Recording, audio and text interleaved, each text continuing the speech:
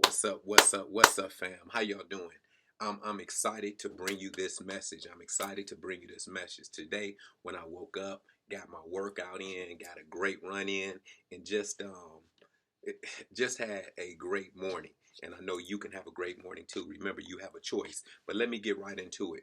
Last week, I had a leadership development program that I do with leaders, and I take them through a bunch of leadership activities. So I do it for 2 days, and so I wasn't able to go to my son's tournament. He was playing in a baseball tournament, but his grandmother ended up coming down and surprised him. So I wasn't able to go to it. So I felt bad about that because, as I always talk to you, I hate when I miss my kids' events. That's one of the things that I'm going to always do is make their events. But everything happens for a reason. So before the tournament, I get an email from the coach, and the coach sent the email to all the parents and said, "Hey, just want to let you know the tournament is different than the season where everyone doesn't have to play. Hopefully your young man will be able to play in the tournament, but we're looking forward to winning the tournament and all of this." So what happened was you played on Friday. If you won on Friday, you would play the next day on Saturday. So my son, we're driving on Thursday, and I'm about to drop him off, and I said, "What's going on?" Because he looked a little indifferent, and I said, "What's going on?" He said, "Just a little bit nervous." And I said, "What you nervous for?" He said, "Well, I really want to play, and I don't know. I've been starting all season, but I just don't know. But I want to play." And I said, "Hey D," I said, "Why are you nervous about playing?" I said, "As athletic as you are, why are you nervous about playing?" He said, "I don't know." And I said, "Well, one of the reasons why I think you're nervous is because you haven't put in the work." I said, "D, I'm always talking to you about putting in the work. You haven't put in the work that you needed to put in to where you shouldn't even have to worry. You're too athletic to have to worry about whether you're going to be, there's 9 people that play on a baseball field, whether you should be on the field, whether you're one of the best 9 players or best 9 players on your team."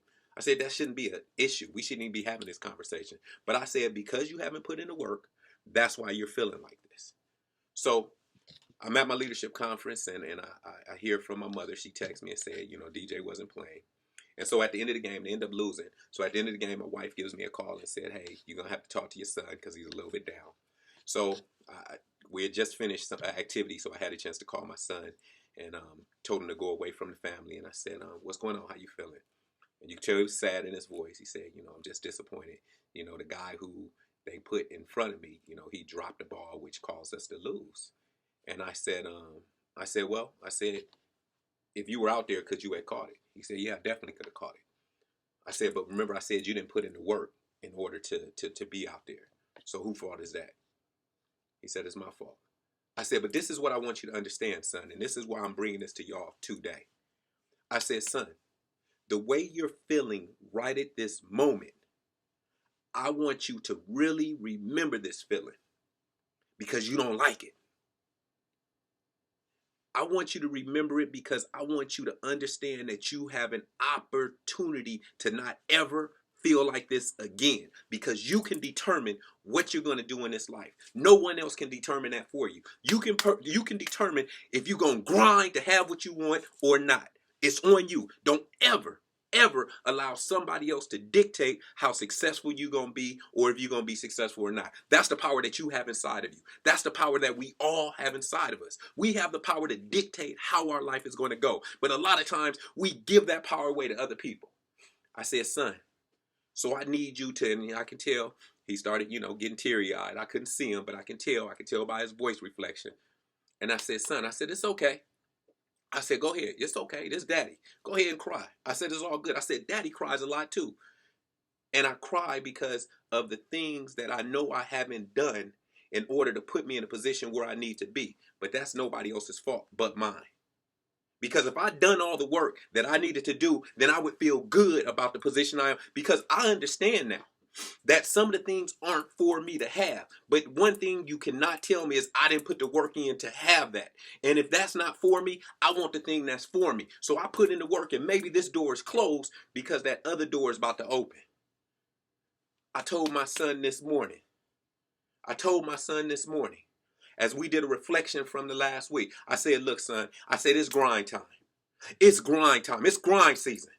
It's time for us to grind. That's all of us. You know, my 2016 has been phenomenal, but I ain't stopping. I got 7 months left, 6 months left, 7 months left in this freaking year to make some more things happen. And that's what I'm intending to do. I'm intending to make everything that I dreamt of happen because I'm grinding for it. And I'm not going to ever put myself in a position where somebody else can determine my success. I determine my success. You determine your success. But you got to grind. You got to want it. I told my son this morning, I said, I need you to start working harder than you've ever worked before to have those things that other people aren't going to have because they were not willing to grind for it. See, if you want it, you got to be willing to grind for it. So that's my message today. It's grind season. See, I told 2016 has been great. It's off to a great start for me, but I'm not done.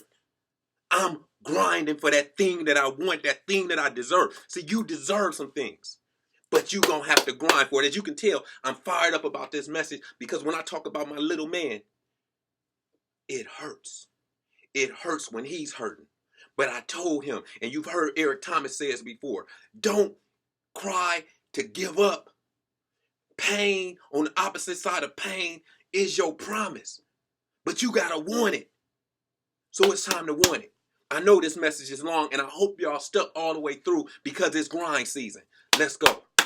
Let's go. Have it. Look, I always say this, and I mean it. You can live extraordinary or you can live ordinary. It's your choice. It's grind season, baby. Let's go. Peace.